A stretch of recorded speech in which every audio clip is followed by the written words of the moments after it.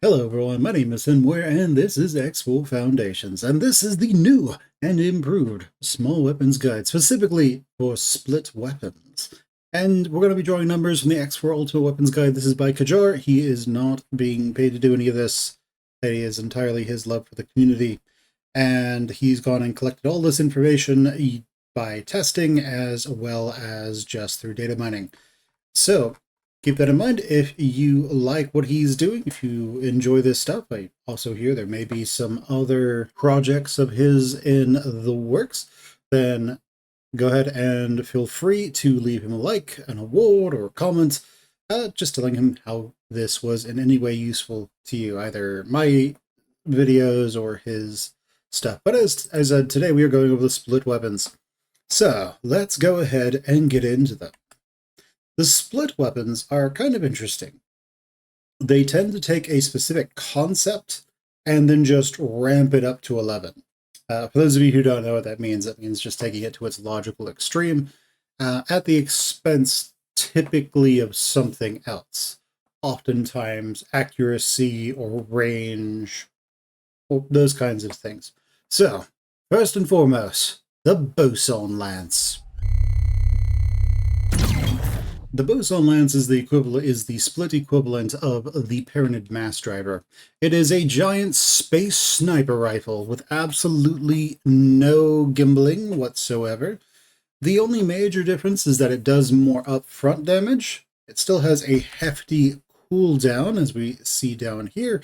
Reload time is 17 seconds, then 14 seconds, and it only fires once. It still has a relatively low charge time, but if you hit something, it is pretty good. But again, it does not have gimbling. It is very long range. So unless you really just hit something with the shot, it's not really going to do anything because you're going to have to wait.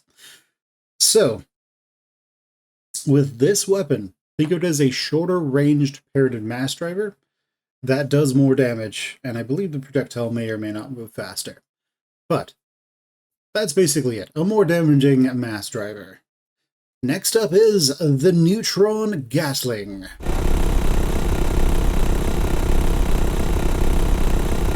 Do you like the orcs in Warhammer 40k?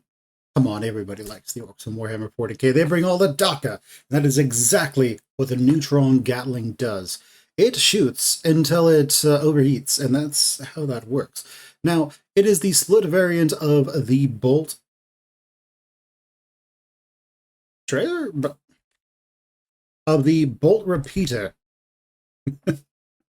And basically, where the Bolt Repeater has bursts that it does, the Neutron Gatling essentially just fires. And to counterbalance that and make it a bit more specialized, they added a lot of spread to it, as you saw in the quick demonstration.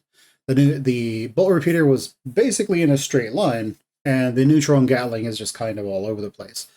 Now, if you're fighting, say, large units and you are, well, medium to large or extra large ships, and you're able to keep most of the bullets going into that ship, then this works really well, and you actually do a lot more damage.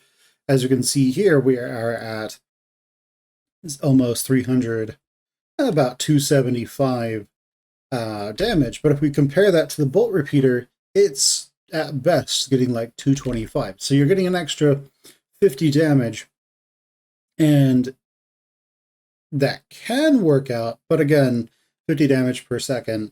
You don't reload, so you're doing continual damage until you overheat. So what this really, the real strength of this then becomes when you are able to shoot the enemy, it is able to shoot at the enemy. The moment you go past the enemy, the ship stops firing. So it does its cooldown. You don't have to wait for it to you don't have to wait for it to recover from overheating. So you're able to sort of play with that. You're able to use that interplay of not shooting at it when you can't hit it, but then only shooting at it when you can, and trying to avoid overheating, because that does force you to cool down quite a bit before you can start firing again. You can do the same with really any weapon. Well, most weapons on this list, but it just kind of is what it is. It can do really well, but just, be aware that it is a bit more specialized than the bolt accelerator. But all right, with that, let's go on to the Tau accelerator.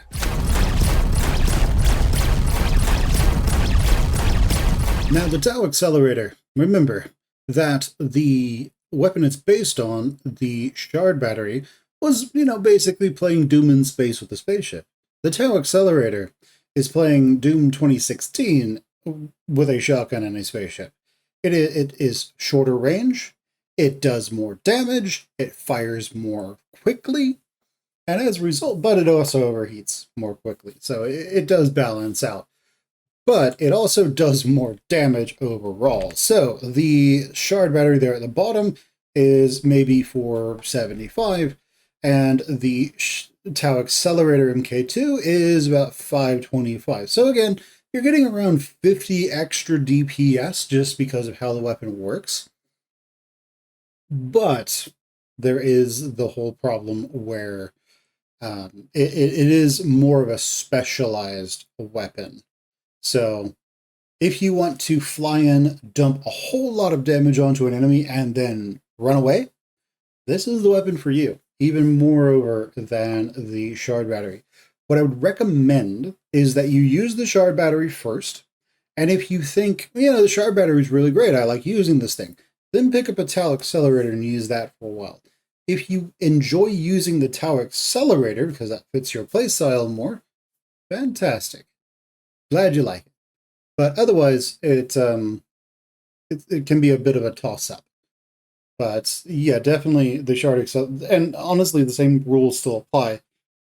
This thing will still melt medium ships, no problem. It will still do tons and tons of damage to large ships as well, because the large ship is so large it's hard to miss it. And it will still shred small ships when it's actually hitting them.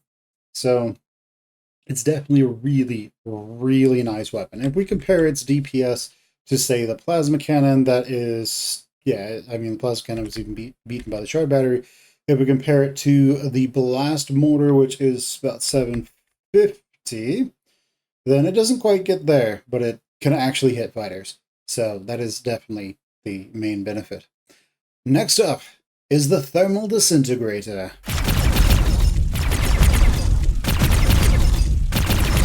So the thermal disintegrator is a weapon that's very similar to the Muon charger. However, it shoots in 5-round bursts, just like, similar to, a pulse laser or something. The pulse laser, the Commonwealth pulse laser shoots in 2-round bursts. This shoots in 5 quick bursts. The major change here is that it does hull damage even after, even while the shields are still up.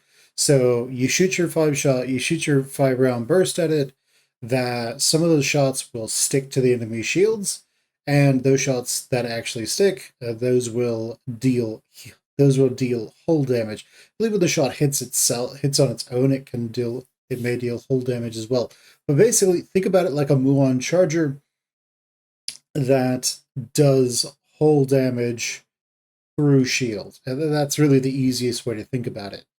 Now, because it is a weapon that fires continuously, you're not charging it, it does essentially fall into the same category as all of the other weapons in the game. It will overheat, increasing the number of thermal disintegrators, does not increase the sustained DPS, only the burst DPS. So if you want really, really high sustained DPS, you'll want to go to the Muon chargers. However, if you want to be able to just deal hull damage to enemy ships, despite their shields being up, then you'll want to use thermal disintegrators. There is the important aspect of it, where the thermal disintegrators, the damage that they're doing to shields and then hull at the same time, the damage that is applied to the shields while the shields are up, in addition to the hull, how can I put this? Okay, so it does damage to shields. Well, it does a set amount of damage to shields per hit, and it does an amount of whole bleed through. When the shields are gone, those two values are just added together, and that's how much damage it is doing against hulls. As we can see down there, the hull damage that it does is actually pretty high. That's those two values added together once the shields are down, but it will deal a little bit of bleed through per hit that sticks. So just keep that in mind. It is one of those weapons that has a bit of a niche use. And to be completely frank, if you can just deal damage to fighters, even if they get away from you, you will still, even if they recharge their shields, you'll still be able to take them down. And honestly, what this also means is that if their target is really large, say like a capital or some mediums, you'll be able to still be dealing reliable damage to them, even if you have to leave and come back, even if they escape from you. So there are definitely uses for it. Just keep in mind that you won't be increasing the sustained damage if you add more of them, even if you're just using it.